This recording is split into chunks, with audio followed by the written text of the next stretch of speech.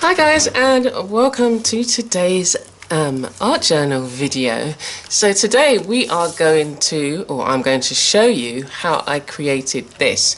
So it started off as a series of leaf shapes and circles, and I've applied all the leaves to the shape, to the journal, and then what you'll see is the work from, we've got all these leaves and we've got some shapes on the page.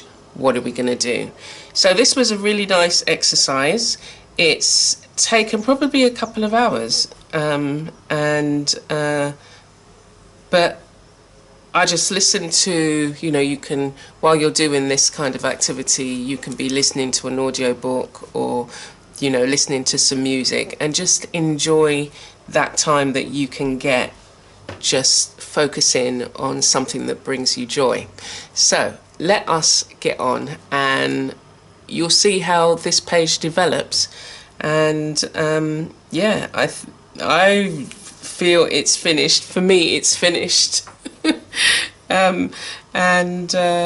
We'll get on to, I'll probably get on to another page, but for now I hope you enjoy it and I hope you try it out, just cutting up shapes, putting them on your art journal page and seeing what you can do with that, and then just allowing your creative flow to just have fun with your supplies.